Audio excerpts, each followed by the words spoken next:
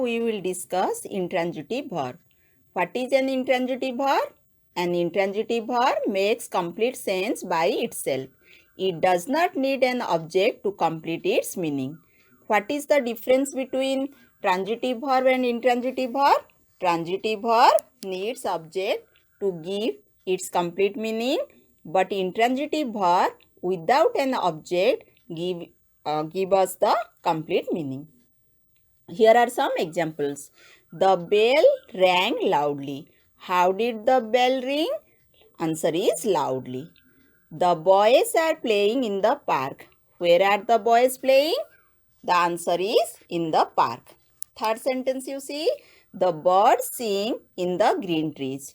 Where do the birds sing? The answer is in the green trees. Fourth number. The train stopped suddenly. How did the train stop? That answer is suddenly.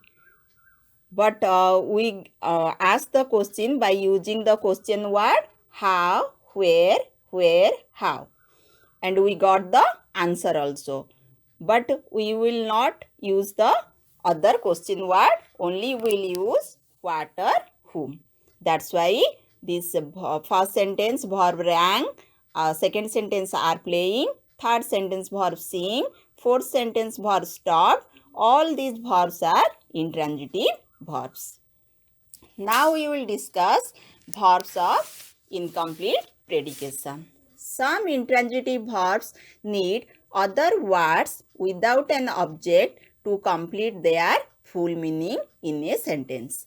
Here are some examples. You look happy. Here verb look, intransitive verb.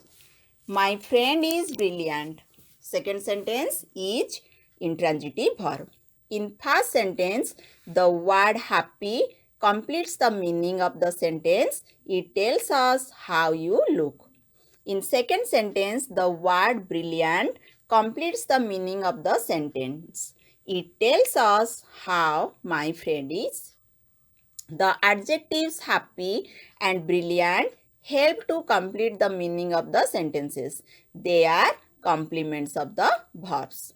The verbs look and each require the help of the given complements happy, brilliant. To complete their meanings, they are intransitive verbs of incomplete predication. Here, some definitions are there. Words which help to complete the meaning of the verb is called complements of the verb. Complements that give information about the subject of a sentence are called subjective complements. Intransitive verbs which need words other than objects to complete their meanings are called intransitive verbs of incomplete predication. Transitive verbs also need, beside an object, a complement to complete their meanings in a sentence. Some examples are here. The boys made Hari captain. Made transitive verb, Hari object, and beside object one word is there, captain. His parents named him Rakesh. Named transitive verb, him object, beside him object, Rakesh word is there to give him complete meaning. In past sentence, the noun Hari is the object. The noun captain tells us what the person Hari was made as. In second sentence, the pronoun him is the object. The noun Rakesh tells us what the person him was named as. The words first sentence captain, second sentence Rakesh. The words captain and Rakesh are complements of the verbs in the sentences. The verbs first sentence made, second sentence named. The verbs made and named need the help of other words like captain and Rakesh to complete their meanings. They are transitive verbs of incomplete predication.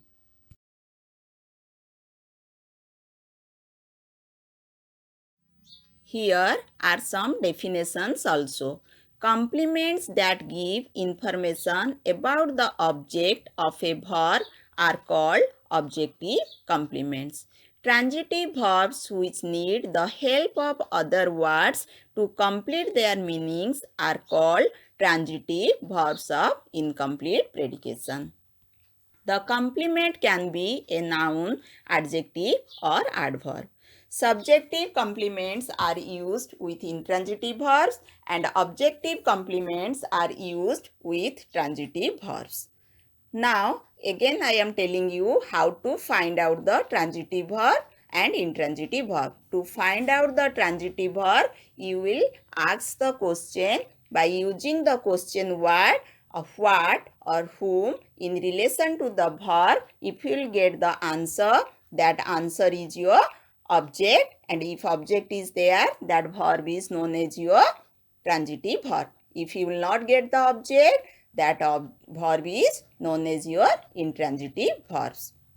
Again, objects are two types, direct object and indirect object. To find out the direct object, you will use the question word what to ask the question in relation to the verb. If you will get the answer, that answer is your direct object. And to find out the indirect object, you will use the question word whom to ask the question in relation to the verb. If you will get the answer, that answer is your indirect object. I hope all of you understood this chapter. Thank you.